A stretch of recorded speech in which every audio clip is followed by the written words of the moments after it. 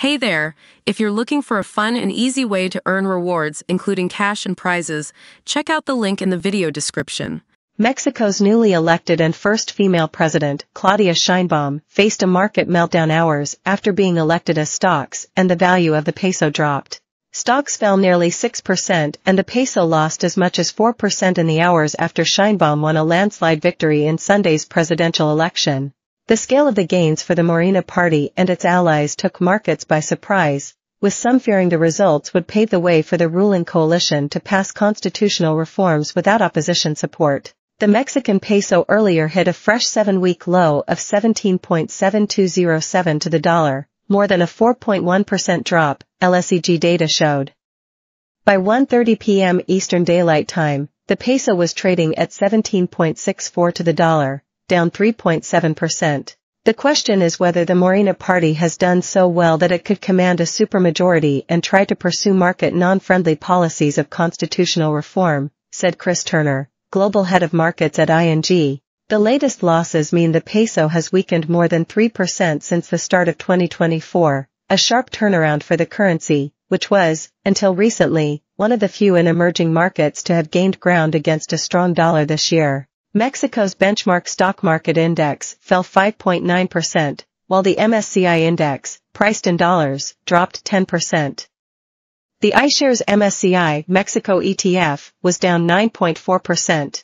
The main challenge for President-elect Claudia Sheinbaum will be to bolster market sentiment and provide a predictable and investment-friendly policy and regulatory framework, Alberto Ramos, head of Latin America economics research at Goldman Sachs, said in a client note. Ultimately, the new administration will be challenged not to encroach on private sector activity and free markets, and to avoid further erosion of institutional quality.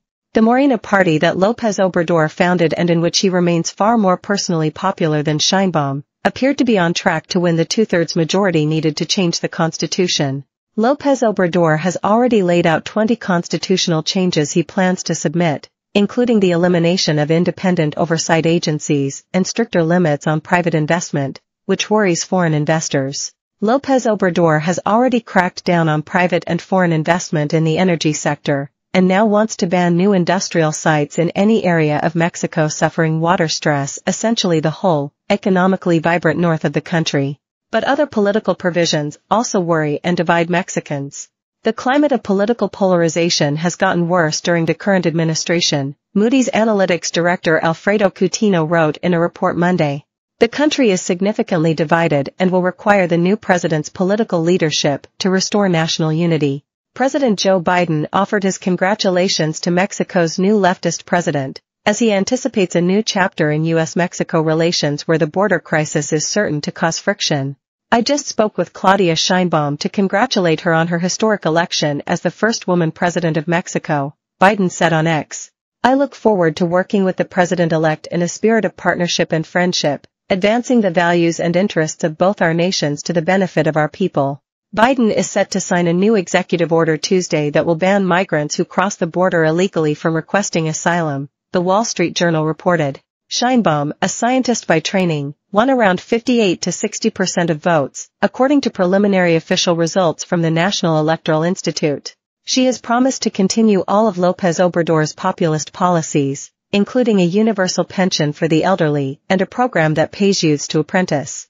Mexico's persistently high levels of violence will be one of her most immediate challenges after she takes office October 1st.